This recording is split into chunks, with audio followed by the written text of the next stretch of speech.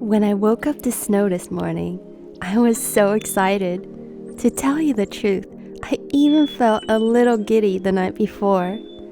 It rarely snows here in the Netherlands, so you can imagine my excitement when I woke up to so much snow.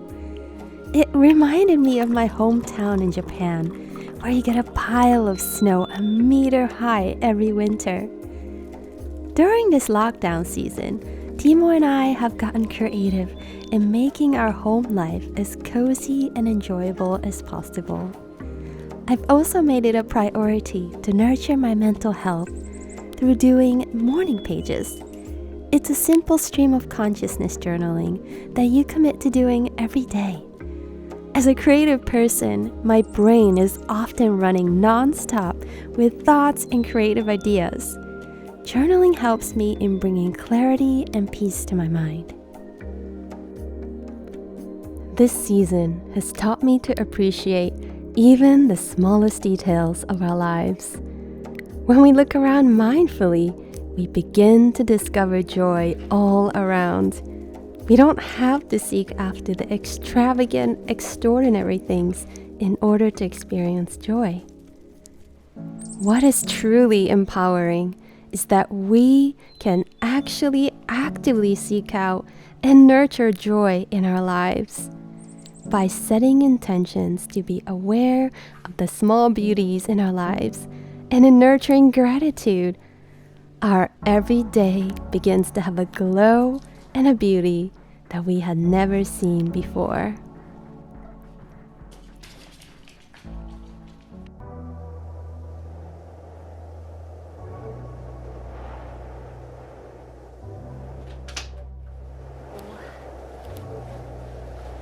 No way. Look at all the snow. Whoa! Where did he go? He's hiding!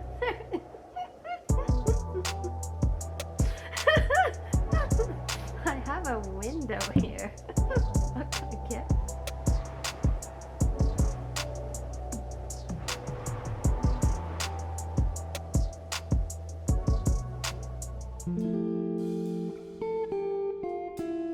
Having grown up in Japan, I developed a very strong work ethic, believing that working hard was the key to happiness. Although having discipline and consistency is a strength, too strict of a work ethic can also be a double-edged sword. In the past, overwork had even led me to burnout symptoms and injuries.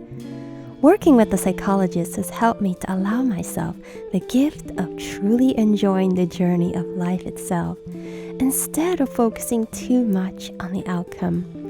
By letting go of control and trusting God to guide me in my next steps, I've discovered a new sense of surrender and peace in my everyday.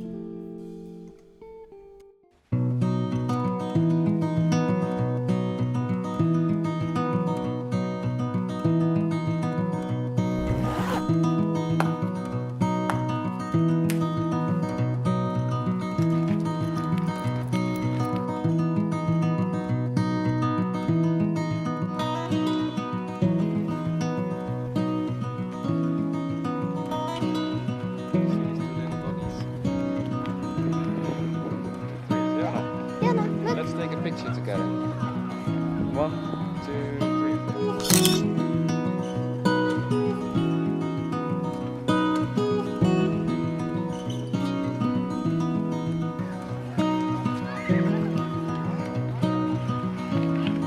Fiona and I are gonna go walk on the water. You can actually see through the ice. This is actually kind of scary. This is so weird. Yeah, look up.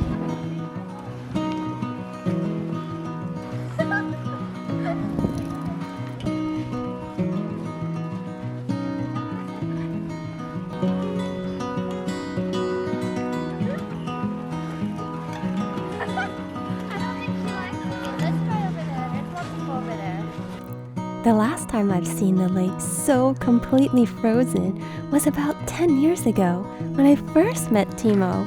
It was actually one of our first dates when I walked on water for the first time. Who would have thought that I'll be able to enjoy it once again? This time also with our dog Fiona. So there are actually like little holes like over there. It looks like someone tried to dig the hole or something. Actually like little cracks, breaks in the water itself. So it's actually a little scary. And then you can actually see the water underneath. Which is also a bit scary, but everyone else is skating. Well, I guess it's alright. Anyway, that was my first ice skating on lake experience.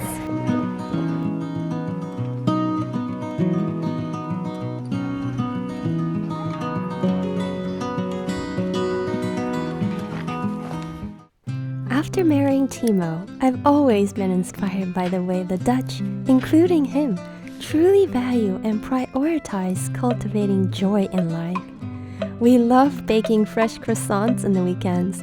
It takes a bit of an effort, but there is something so relaxing and peaceful about working with our hands. Whether it's in gardening, making croissants, or even in making music, this sense of joy makes me think of the joy God must have felt in the process of creation. How incredible is it that the God who created the stars and the moon also created us in His image? What a joy it must have given Him. And it's still such a beautiful wonder for me that as His daughters and sons, that He cares and loves each and every one of us so deeply. A Heavenly Father with a love that never ends.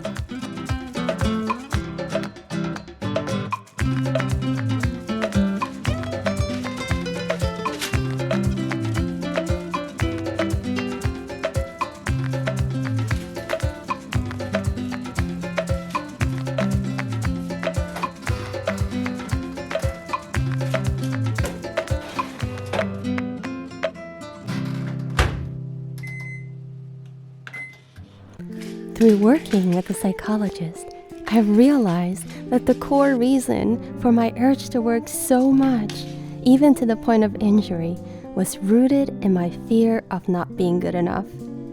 I was depending on works to give me my sense of self-worth. I realized that my true worth can only come from being in relationship with my Creator. And His love has freed me from the feeling of having to prove my worth through what I do, and my mission in life became embodying the beauty of God's heart through my life and creativity. I still remember crying my eyes out in my therapy sessions. Afterwards, as I faced my journal pages, I experienced a love of God so deep, like warm honey, covering and protecting over me. At that moment, I knew no matter how imperfect I may be, no matter how many mistakes I may have made in my life, that God will always love me. Life, being in connection with my Heavenly Father, has given me breathing room to look up and to see and to enjoy the beauty all around me. So friends, I want to challenge you to take a deep breath. Take a look around. What are you grateful for today? And what's one thing you can do to nurture joy in your life? Because you, my friend, are worth it. And these moments don't have to be extravagant. It can simply be that moment when you light a candle, cuddle with your dog, open up your journal, look into the eyes of the one you love. Because these are the moments we remember. Thanks so much for sharing these moments with me. We'd love to hear about your small moments of joy in the comments section. I'm sending you a big hug from the Netherlands. See you in the next video!